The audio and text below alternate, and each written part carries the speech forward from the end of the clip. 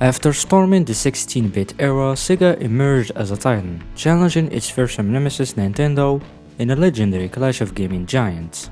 Sega's domain became a sanctuary for exclusive treasures, including Musha, Battlemania, and Alicia Dragoon among others. The Sega Genesis, also known as the Mega Drive, stood as a bastion for remarkable arcade ports, with the legendary Altered Beast roaring at its forefront. Nearly 4 decades after its initial arcade release, Altered Beast left an indelible mark on the gaming industry, a legacy that still resonates today. Its history has been extensively documented by websites, YouTubers, and magazines, with many exploring its sequels as well. However, one installment remains largely unexplored: the 2005 remake, Project Altered Beast. This is the unknown story of how this game was made.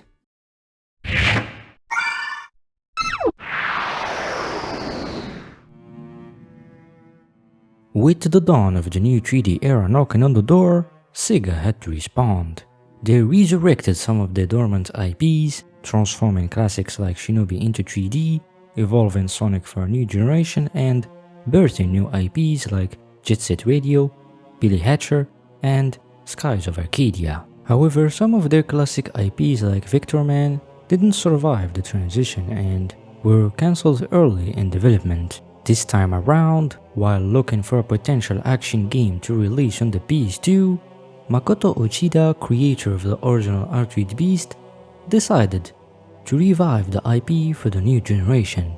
Unlike the original game, which took influence from horror classics like The Howling, ancient Greek mythology, and Michael Jackson's video song Thriller, this new revival of Altered Beast began after Makoto Uchida watched one particular movie, The Invincible Man's remake, Hollow Man. One reason is that when we were looking for an action game subject, we decided on Altered Beast, which had received high praise overseas, he explained. I also watched the movie The Invincible Man long after The Howling. The most shocking part of the film was the very detailed depiction of the process of the gradual transparency of the body's internal tissues. I thought that if I could create a video that paid attention to the details of the transformation, I would be able to express a new transformation in the game. In fact, from the time I developed the previous game Altered Beast, I thought it would be interesting to make another game if I had any new ideas. So I immediately started writing the specifications for a new game, Project Altered Beast, starting with the transformation scene, of course. Makoto Uchida always yearned to revisit the world of Altered Beast. That chance came right after he wrapped up work on Alien Front Online in 2001. Intrigued by what he experienced watching Hollow Man, Makoto Uchida sought to infuse his game with the same vivid explicitness of flesh and bones, aiming to bring every sinew and muscle to life with breathtaking realism.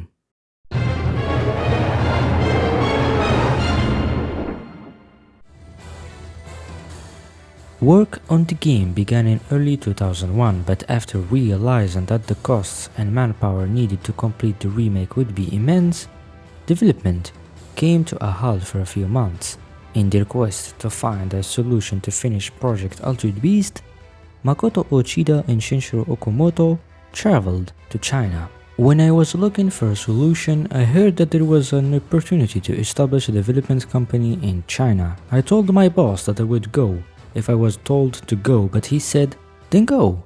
So myself, the director, Okamoto, a programmer, and a designer decided to go to China. Once Makoto Uchida and his small group went to China, a new company, Sega Shanghai, was established around 2002. Thus work on Project Altered Beast resumed.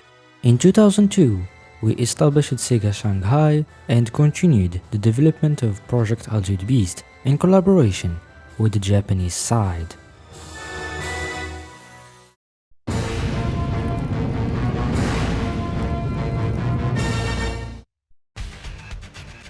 Unlike its predecessor, the remake of Altered Beast boldly reimagined the classic, preserving the transformative concept while introducing a host of new ideas to the table. First, Project Altered Beast shifted to a third-person perspective, departing from the traditional side-scrolling gameplay of its predecessor.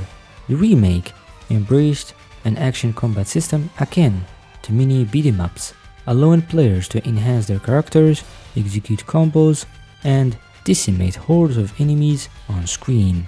Secondly, instead of the game's setting being based on ancient Greece, the remake featured a modern, dark, and unsettling location unrelated to previous installments in the franchise. Unlike the original game, where players were limited to 5 transformations, the remake of Altered Beast boasted over 9 forms to choose from. These included a werewolf, merman, wendigo, garuda, minotaur, dragon, grizzly, UWH, and finally, a were-tiger. These transformations weren't just for show. Each transformation obtained after defeating a boss was essential for accessing previously blocked areas. Similar to Metroidvanias, players could backtrack to previously unexplored segments of the game, uncover hidden items, and progress further in their journey.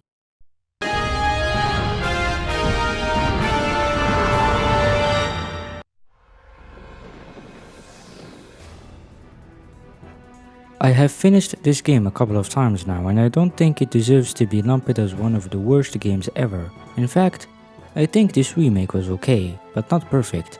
It had its fair share of flaws like every game. First, the story. The plot of this game wasn't impressive when I first played it back in 2009, and it remains so today. It centers on Luke Custer, a genome cyborg, a human whose DNA has been artificially altered with microchips containing genetic material from other creatures, which allow him to transform. After surviving a helicopter crash in the opening cutscene, Luke loses his memory and sets off to uncover the truth about his past and the genome cyborgs, and so the game unfolds. Setting aside the plot, one of the main flaws of this game is its relentless demand for non-stop HP and energy grinding. During boss battles, you might find yourself engaged in combat only to be sent flying by an attack that nearly depletes your health.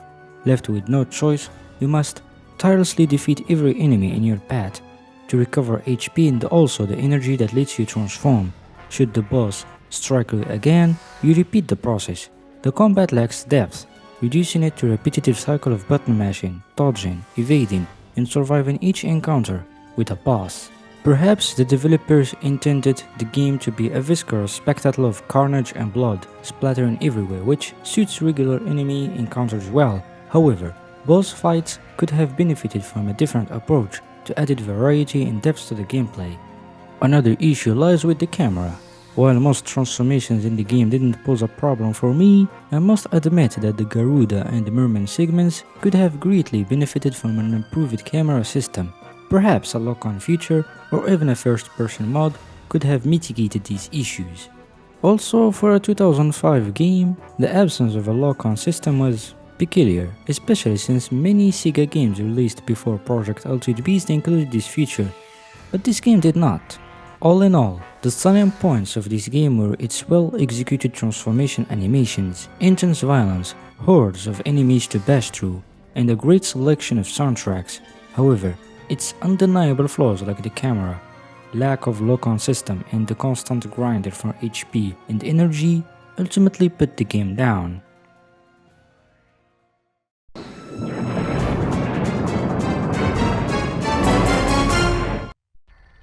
I wanted to find out whether Sega marketed Project Altered Beast effectively or not, and the answer unfortunately is no.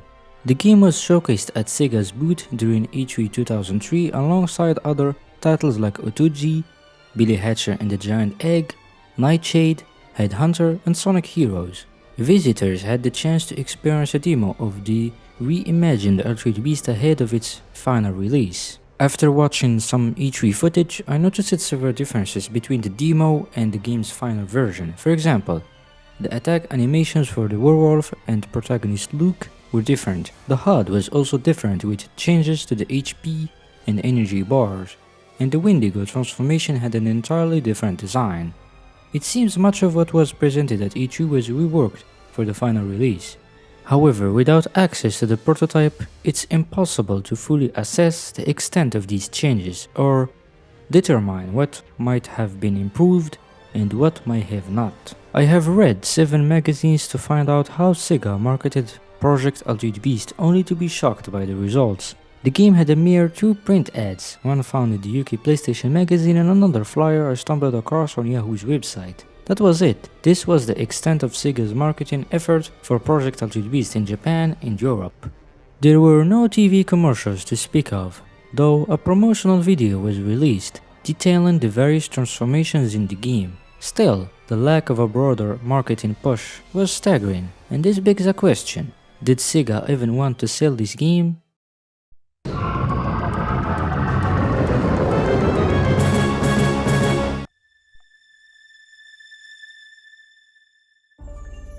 After 4 years of development, the 2005 remake of Altered Beast was released in Japan, Europe, South Korea, and Australia. A US release, however, was cancelled by Sega. 4 years of development, 2 departments on board, and high production costs all went down the drain as the remake turned into a catastrophe from every angle. Critics panned it, players disliked it, and the sales were abysmal. Project Altered Beast was a disastrous flop that dashed any hopes of a sequel or a strong revival of the franchise altogether. Years after its release, Project Altered Beast is still considered by many as one of the worst games ever made. With all that said, Project Altered Beast has faded into obscurity. A few dedicated players have held onto hope for years of a revival, but after learning about the game's critical and commercial performance from this video, it's very doubtful that Sega will ever revisit Altered Beast. Until that day comes, hope remains a distant ember in the hearts of its faithful few.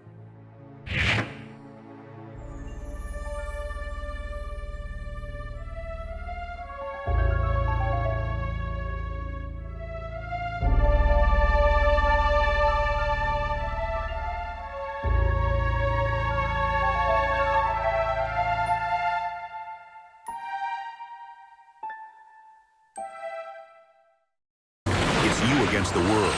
Objects are your only allies, and the ability to use cover is your only saving grace.